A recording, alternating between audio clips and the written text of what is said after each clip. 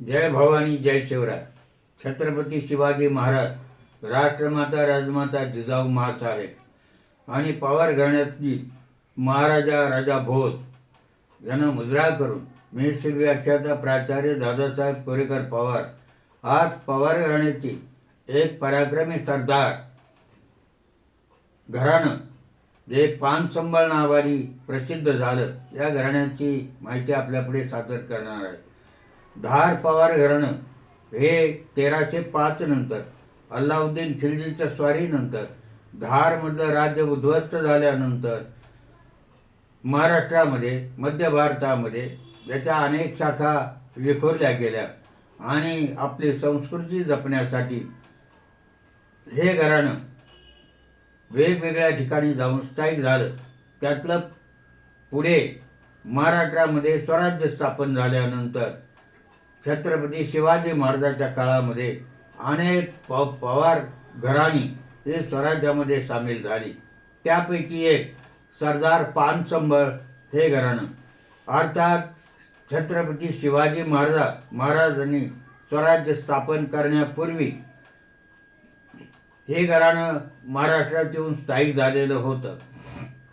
पण त्यापूर्वी देवगिरीला जे अद्वांत राज्य होतं ते नष्ट झालं.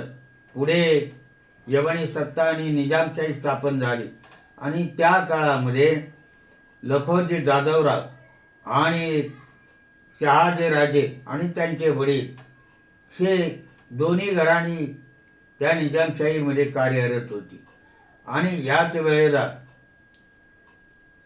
जेव्हा लखोजी जाधवराव यांची कन्या जिजाऊ माँसाहेब यांचं लग्न पुढे शहाजीराजांशी झालं आणि त्यावेळेला लखोजी जाधवराव यांना आपल्या मुलीबद्दल आणि तिची कायमची ते संरक्षण व्हावं यासाठी त्यांनी एक घराणं जे पाठवलं ते पवार घराण्यातील पुढे ते पानसंबळ नावाने प्रसिद्ध झालेलं घराणं.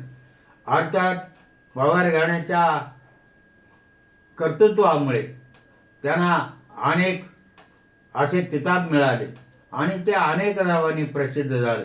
मैपतराव, विश्वासराव, मुकुटराव, औषधराव, झुंजारराव, सेना 12 सहस्त्री, धारेराव, धारकरी, सुभेलष्कर, दळवी असे कितीतरी पदव्या त्यांना मिळाल्या, कारण त्यांनी कार्य अशाच प्रकारे केलं. आणि आपल्याला माहिती आहे, नगर जिल्ह्यातील सुपा येथे साबुसिंग पवार हे शहाजीराजांचे साथीदार होते आणि पुढे स्वराज्य स्थापन झाल्यानंतर छत्रपती शिवाजी महाराजांना साथ देण्याचं काम स्वराज्य स्थापनेपासून त्यांनी केलं आणि पुढे हे घराणं मराठशाहीच्या अंतापर्यंत स्वराज्यामध्ये सामील झालं. अर्थात हे स्वराज्यनिष्ठ घराणं असल्यामुळे यांनी शेवटपर्यंत स्वराज्याचे हे साथ दिली. आणि त्याचपैकी पानसंबळ हे घराणं, अर्थात या घराण्याचे जे काही कुलवृत्तांत आहे त्याची कुलदेवी गडकालिका माता मानली जाते. आज आपण तुळजाभवानी तुळजापूरचे ही मानले जाते. कुलदेव महंकालेश्वर, काळभैरव असे मध्य प्रदेशातील ही देवस्थानं उज्जैनमधली मानले जातात. आणि आज आपण महाराष्ट्रामध्ये खंडेरा हे मानतो. देवक, धारेची तलवार आणि गोत्र वैशिष्ट्य अशा प्रकारचे हे घराणं आहे. अर्थात गोमाजी नाईक पानसंबळ हे या घराण्याचे प्रमुख वीर मानले जातात. आणि लखोजी जाधवराव निजामशाहीत असताना त्यांच्याबरोबर कार्यरत असलेलं, अर्थात त्यांच्या अधिकाराखाली काम करणारे हे पवार घराणं पानसंबळ नावाने प्रसिद्धीस आलं. अर्थात पानसंबळचा अर्थ होतो पान, याचा अर्थ तलवार होतो.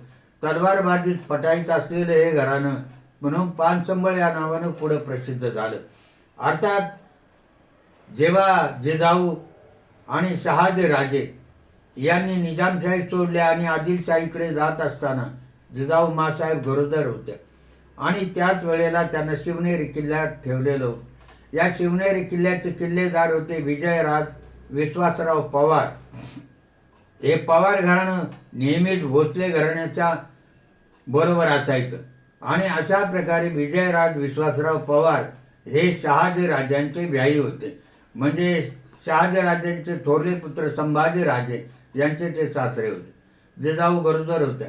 शहाजीराजे पुढे चाललेले होते आणि जिजाऊंना आता पुढचा प्रवास झेपणार नाही म्हणून त्यांनी त्यांना शिवनेरीमध्ये ठेवायचं ठरवलं आणि त्याप्रमाणे जिजाऊंना शिवनेरीमध्ये ठेवलं आणि ते पुढे गेले. अर्थात त्यावेळेला त्यांचा पाठलाग करण्याची कामगिरी निजामशहाने लखोजी जाधवराव यांच्यावर सोपवली होती आणि ते शिवनेरीपर्यंत आले. परंतु शहाजीराजे त्यांना भेटले नाहीत. जिजाऊंना पाहिल्यानंतर त्यांचं मन द्रवलं आणि ते माघारी गेले. पुढे निजामाच्या दरबारामध्ये त्यांना बांगड्याचा आहेर दिला, कारण त्यांनी कामगिरी जे सांगितले होते ती शहाजीराजांना कैद करण्याची ती केली नाही आणि पुढे दरबारामध्ये कट होऊन त्या कटामध्ये लखोजी जाधवराव आणि त्यांचा मुलं आणि नातू यशवंतराव हे सर्व मारले गेले. अर्थात त्यापूर्वी लखोजी जाधवरावांनी एक सोय केलेली होती की आपला एक तलवारबाज म्हणजे गोमाजी नाईक पानसंब यांना शिवनेरीवर पाठवून दिलं होतं जिजाऊ मासाहेबांच्या संरक्षणासाठी आणि त्यांच्या सेवेसाठी. आणि अशा प्रकारे गोमाजी नाईक पानसंबळ आपल्या परिवाराचं शिवनेरीवर येऊन राहिले होते. आणि याच काळामध्ये शिवाजीराजे जसे मोठे होत होते, 4-5 वर्षे ते तिथं थांबलेले होते, त्या काळामध्ये त्यांचे शस्त्रगुरू म्हणून गोमाजी नाईक काम करत होते. अर्थात बाल शिवाजीला शस्त्रविद्येचं शिक्षण देण्याचं काम हे लहानपणापासून त्यांनी केलं आणि शिवाजी महाराज पुढे जे तयार झाले त्यांचे शस्त्रगुरू म्हणून ते प्रसिद्धीस आले. अर्थात पुढे मोठे झाल्यानंतर आणि लाल महाराज आल्यानंतर काही धडे बाजी पासलकर यांच्यापासूनही शिवाजीराजांनी घेतले आणि अशा प्रकारे शिवाजी महाराजांचे शस्त्रगुरू म्हणून या दोघांनाही मान्यता दिली जाते. अर्थात कायम शिवाजीराजेच्या सानिध्यात असलेले हे पानसंबळ घराण्यातील गोमाजी नाईक पानसंबळ यांनी पूर्ण शिक्षणाची तयारी त्यांची शिवाजीराजाची करून घेतली होती. पुढे शहाजीराजानं ते बंगळूरला गेल्यानंतर 1636 ते 1639 या काळामध्ये जिजाऊ आणि शिवबांना घेऊन ते तिकडं बंगळूरला गेले आणि याही वास्तव्यामध्ये त्यांचं लष्करी शिक्षण देण्याचं कार्य हे गोमाजी नाईक पानसंबळांनी केलं. लष्करी धडे आणि त्याचबरोबर तलवारबाजी, घोडसवारी, युद्धनीती, युद्धशास्त्राचा उपयोग कसा करावा याच्या प्रकारचं शिक्षण प्रशिक्षण या शिवाजी महाराजांना देण्याचं काम गोमाजी नाईक पानसंबळांनी केलं. सतत सेवेमध्ये ते होते आणि लहानपणापासून शिवाजीराजांना अगदी मध्य अवस्थेपर्यंत म्हणजे मधल्या वयापर्यंत अफजल खानाच्या वधापर्यंत गोमाजी नाईक पानसंबळ यांचं त्यांना मार्गदर्शन लाभत होतं. प्रत्येक मोहिमेमध्ये राजांना मार्गदर्शन करायचं काम ते करायचे. सेनेची उभारणी करण्यापासूनचं कार्य त्यांनी केलं आणि राजांना संरक्षण देण्याचं कार्य त्यांनीच केलं. आणि पुढे जेव्हा अफजल खान चालून आला तेव्हा फार मोठी बिकट परिस्थिती झाली. फार मोठं सैन्य चालून आलं. आदिलशहाचा मातबर त्यावेळेस सुद्धा धीरानं काम करण्याचं मार्गदर्शन, धीरानं आणि धैर्यानं सामोरे जाण्याचं मार्गदर्शन हेही सुद्धा गोमाजी नाईक पानसंबळ यांनी केलं. अशा प्रकारचं एक अगदी परिपक्व व्यक्तिमत्व म्हणावं आणि जे तलवारबाजीमध्ये अत्यंत पटाईत असलेलं म्हणून तर लखोजी जाधवरावांनी त्यांची नेमणूक जिजाऊ बाळासाहेबांचं संरक्षण करण्यासाठी आणि बाळराजांच्या शिक्षणासाठी केलेलं होतं. अर्थात हे घराणं आज सडे तालुका राहुरी जिल्हा अहिल्यानगर येथे दिसून येतं आणि हेच गोमाजी नाईक पानसंबळ यांचं गाव समजलं जातं. अर्थात पवार घराण्याच्या अनेक शाखा झाल्या.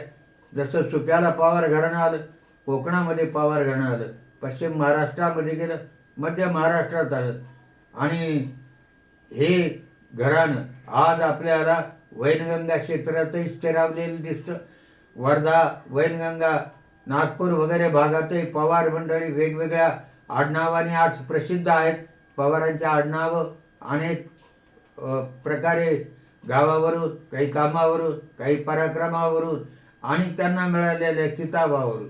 उदाहरणार्थ औषधराव हे नाव पवार घराण्याचं आहे. औषधराव म्हणजे काय की युद्धामध्ये आणि इतर वेळेला सुद्धा राजाच्या दरबारामध्ये औषध देण्याचं, म्हणजे आज आपण त्याला वैद्य म्हणतो, ते कार्य ते करायचे. आणि युद्ध प्रसंगी या सैनिकांची शुश्रूषा करण्याचं काम हे घराणं करायचं. म्हणजे अशा प्रकारे एक आडनाव पंडित असंही या घराण्याचं आहे. ते विद्वान घराणं होतं म्हणून त्यांना पंडित राव हाचा किताब मिळाला. अशा अनेक प्रकारचे घराणी पवार घराण्याची स्वराज्यात सामील झाली आणि या घराण्याने स्वराज्याची उत्तम प्रकारे सेवा केली. तेव्हा गोमाजी नाईक पानसंबळ हे अत्यंत परिपक्व असं व्यक्तिमत्व, शिवाजी राजांच्या जडणघडणीमध्ये त्यांचा मोलाचा वाटा आहे. पुण्यामध्ये लाल महाल बांधल्यानंतर आणि शिवाजीराजे जिजाऊ मासाहेब इथे येऊन राहिल्यानंतर या इथली सगळी व्यवस्था पाहण्याचं काम हे गोमाजी नाईक पानसंबळ करत होते. त्यांचे पुत्र खंडेराव पानसंबळ हे प्रमुख मराठा सरदारापैकी मानले जातात. त्यांनी संभाजी महाराज आणि राजाराम महाराजांच्या काळामध्ये अनेक युद्धात भाग घेतला होता आणि हे स्वराज्य वाचवण्यासाठी खूप मोठा प्रयत्न केलेला होता. तेव्हा अशा प्रकारे स्वराज्यनिष्ठ असलेले हे घराणं आणि विशेषतः छत्रपती शिवाजी महाराजांच्या जडणघडणीमध्ये ज्याचा मोलाचा वाटा आहे. अर्थात शिवाजी महाराजांच्या अनेक प्रकारे अनेक गुरूंची नावं सांगितली जातात, ते वेगळ्या अर्थानं. संत तुकाराम महाराज असो किंवा संत रामदास असो. आता काही लोकांना रामदास हे नाव मान्य नाही. रामदास स्वामी आणि शिवाजी महाराजांची भेटच झाली नाही असंही काही लोकांचं मत आहे. असे नका जाईना. शिवाजी महाराजांच्या बरोबर त्यांच्याबद्दल, त्यांच्या पराक्रमाबद्दल मराठा तितुका मेळ व्हावा, महाराष्ट्र धर्म वाढवावा अशा प्रकारची शिकवण देणारे समर्थ रामदास एक गुरु होते का नव्हते हा भाग नाही, परंतु त्यांनी शिवाजी महाराजांची खूप चांगल्या प्रकारे स्तुती केली. असा धर्मशाली महात्मा उदार, सदाचार स्वाचार संपन्न थोर, शिवासाल भूप झाला न कोठे, स्वदेशी विदेशी पहा ग्रंथ मोठे. अशी जी शिवाजी महाराजांच्या बद्दल एक उक्ती सांगितली जाते किंवा जे पद सांगितलं जातं त्याचं पुरेपूर शिक्षण देण्याचं काम गोमाजी नाईक पानसंबळ यांनी केलं. आणि रामदास स्वामींनी यशवंत, कीर्तिवंत, वरदवंत, सामर्थ्यवंत, नीतिवंत, पुण्यवंत, जाणता राजा या भूमंडळाचे ठाई, धर्मरक्षायचा उरला नाही, महाराष्ट्र धर्म राहिला काही, तुम्हा कारणे. अशा प्रकारे छत्रपती शिवाजी महाराजांची जडणघडण करण्यामध्ये अनेक घटकांचा हिस्सा आहे, वाटा आहे. परंतु प्रमुख शस्त्रगुरू म्हणून गोमाजी नाईक पानसंबळ हेच शिवाजी महाराजांचे शस्त्रविद्येतील गुरु होत. अशा या महान गुरुला पवार घराण्यातील ज्याचा आम्हाला अभिमान वाटतो, कारण हे घराणं मूळचं धारच पुढे राज्य केल्यानंतर महाराष्ट्रात अनेक ठिकाणी प्रसिद्धीस आलं आणि पुढे याच घराण्याने उदाजीराव पवारांच्या काळामध्ये पुन्हा माळवा जिंकून आपलं बस्तान माळव्यात बसवलं आणि पुन्हा पवार घराण्याचं राज्य माळव्यामध्ये धार आणि देवासला सुरू झालं. अशा प्रकारचं हे घराणं, या घराण्याचे सगळ्या वीर पुरुषांना, शूर पुरुषांना आणि विशेषतः शस्त्रगुरू गोमाजी नाईक पानसंबळ यांना मानाचा मुजरा करून थांबतो. जय हिंद, जय महाराष्ट्र.